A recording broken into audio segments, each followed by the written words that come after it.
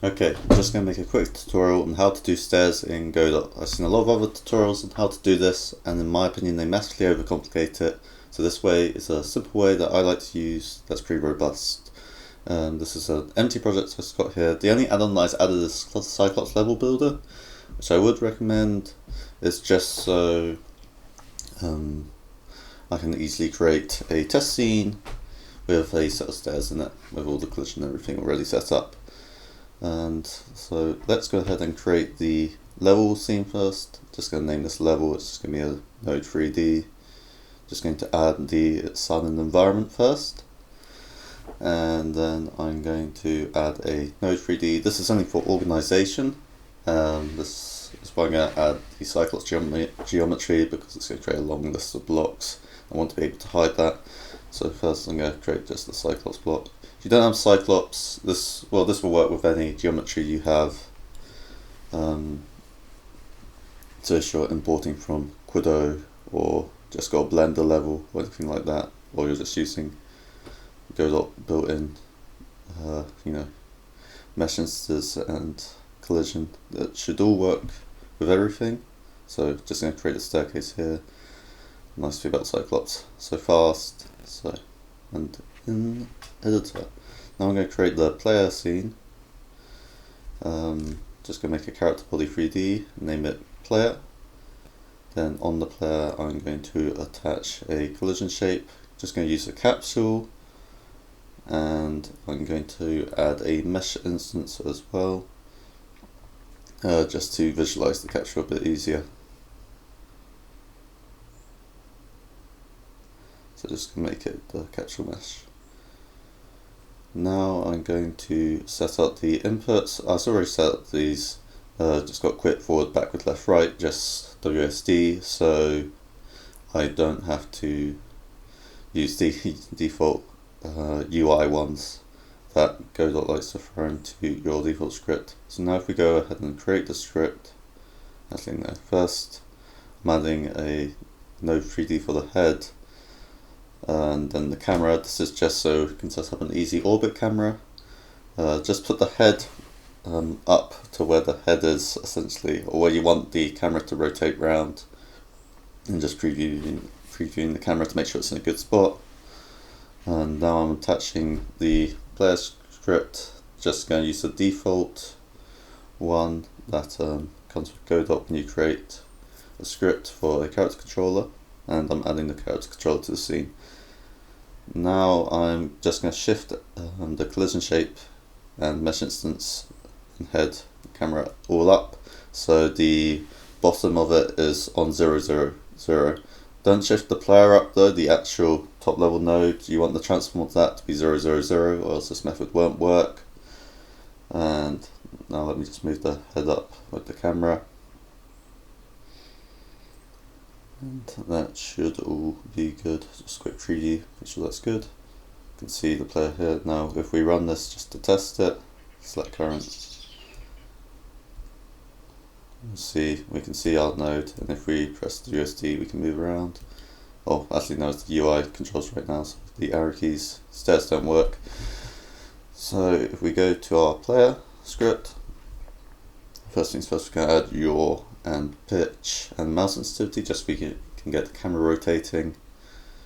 So add these, going to set sensitivity 0.003 because I always went so high. Then we're going to create a function, the input function, just do underscore input.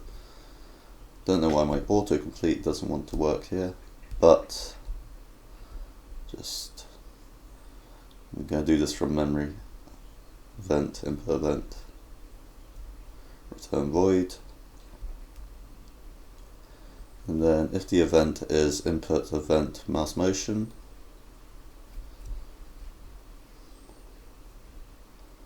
then we're just going to minus equals to yaw from the event dot relative dot x times by our sensitivity, and the pitch is just going to minus equal the event dot relative dot y times by sensitivity. Then we're going to clamp the yaw between 89 and minus 89 and and positive 89. Don't know why I wrote pitch in here first. I'll switch in a second.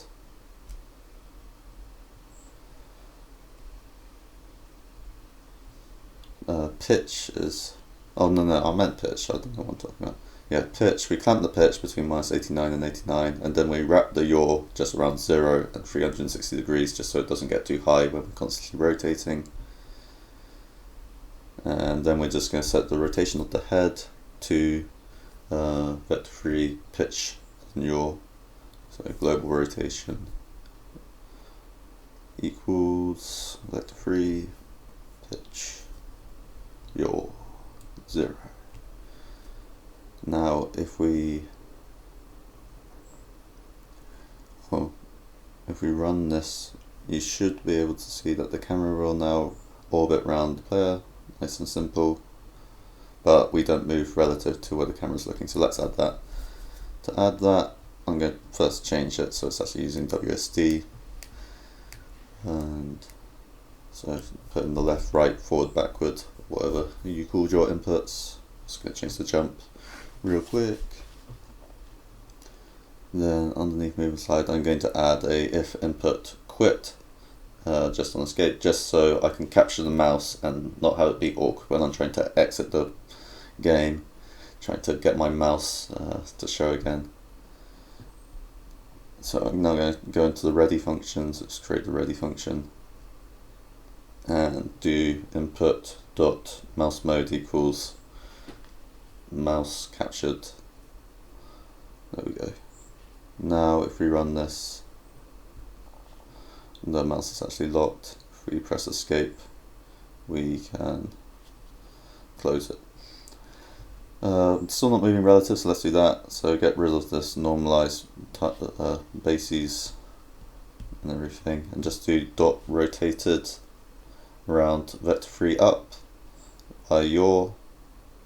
Nice and simple. Now we will be moving relative to the which way we're looking. So now it's all working fine. Should test. Stairs still don't work, so let's do that now. So for stairs, first we want to add a child node, which is going to be a shapecast 3D. Now the shapecast 3D, you're going to want to make basically the same shape as your collision shape, apart from flat, or I'm using a flat one because I prefer it to be flat.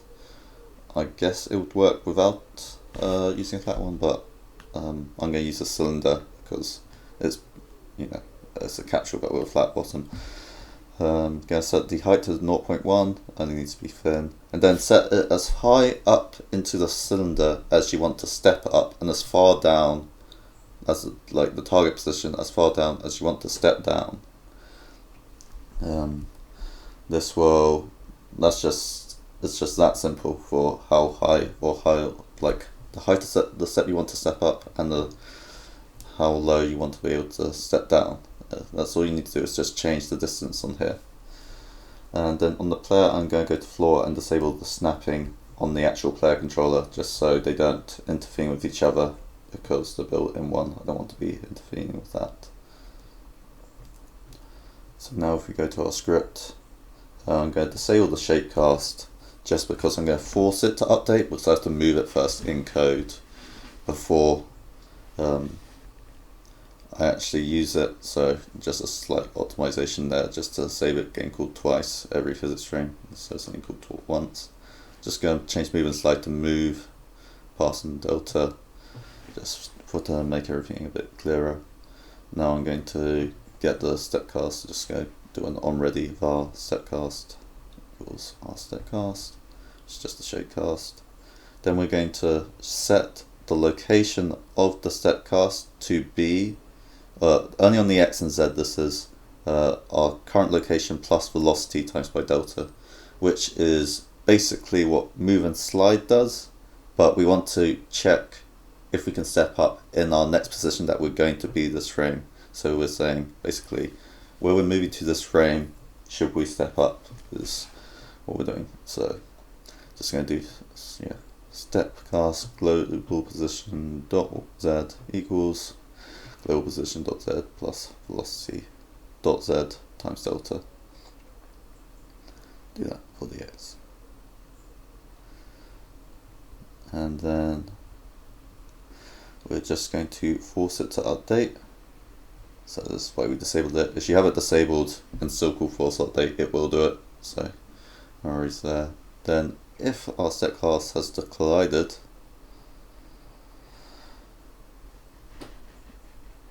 so it's colliding and we're moving not upwards, so this means jumping works and everything works fine. Then we just want to set our global position to the position of the contact point. So do stepcast.get collision point, and we'll do get collision point 0 because we only care about the first collision point.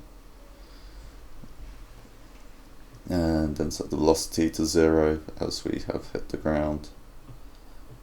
And we're going to create my own grounded variable real quick, just so I can say if the shapecast is colliding or the internal is on floor method is colliding, then we're on the ground.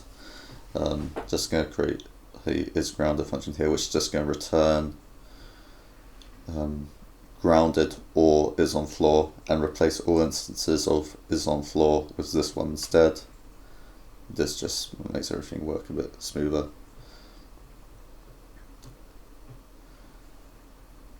So just going to replace the ones that are for the gravity, for the jumping,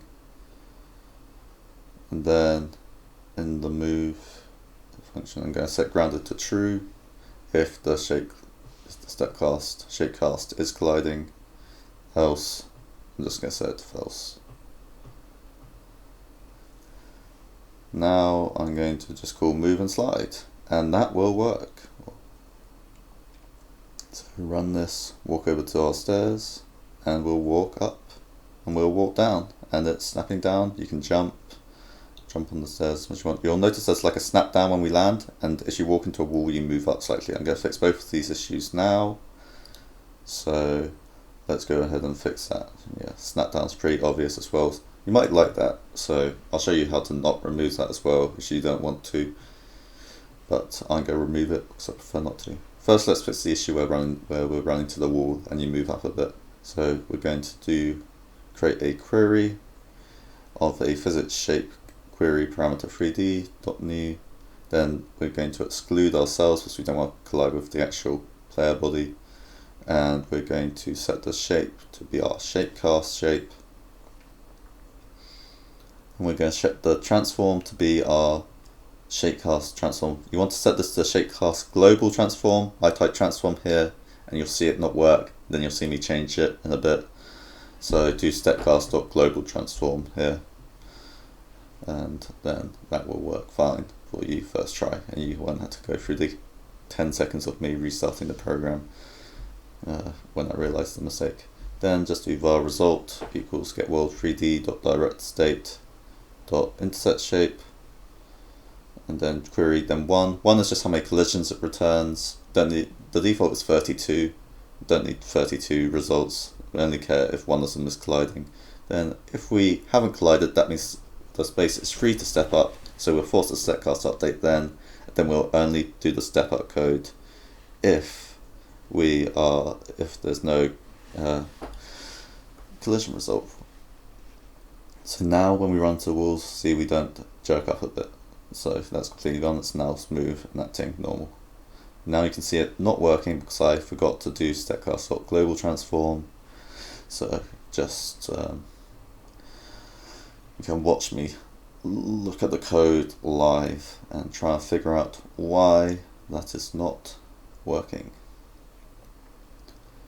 Yeah, you can see me read line by line, wondering.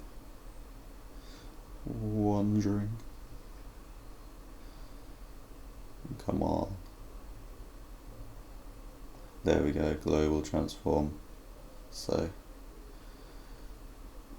now if we test it, it will work fine, and we can go up the stairs, walk off the stairs, land down, all works good.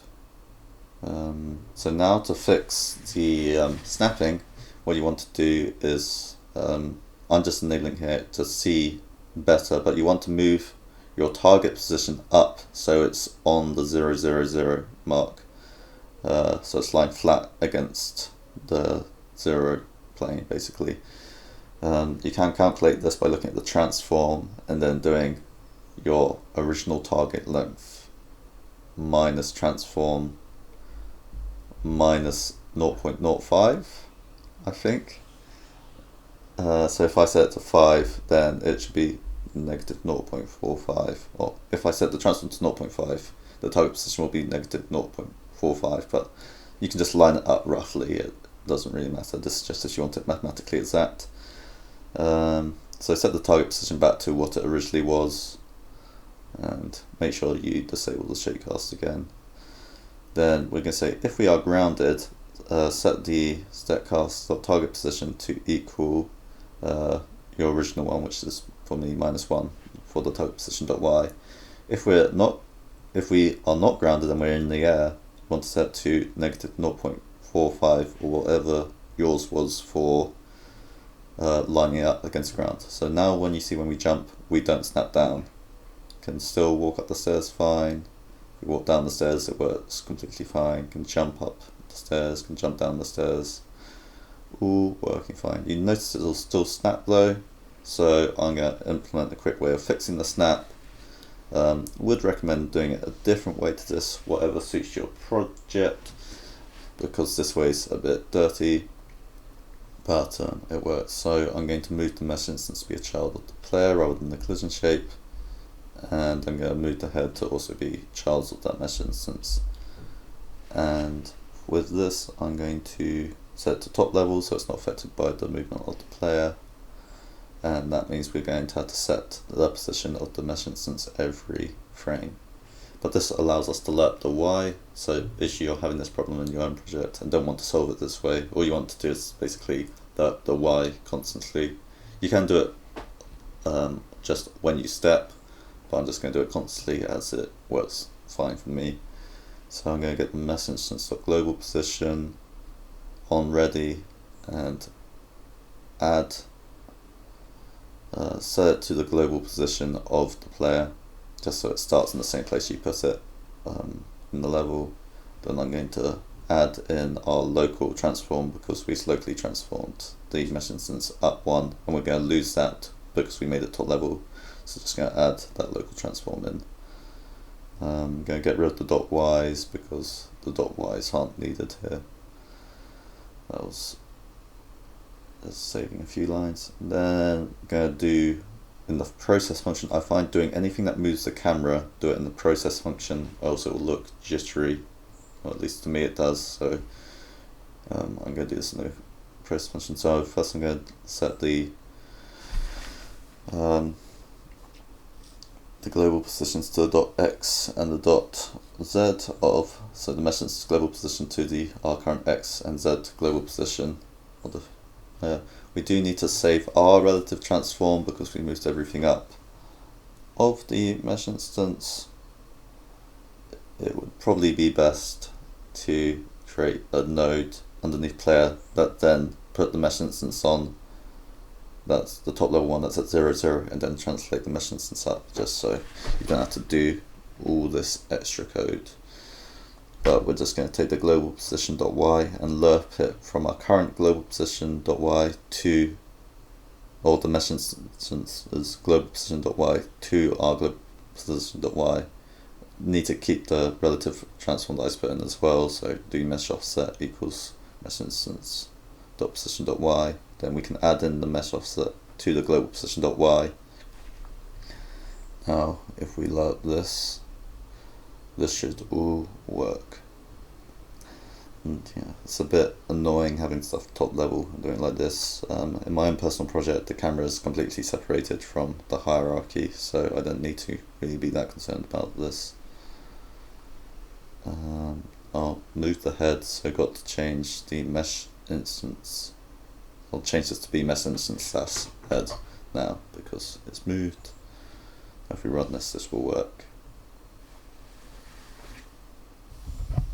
There we go. You can see walking up and down the stairs works smoothly and nicely. and you can still walk along the wall, that's fine. Everything's smooth, everything's nice.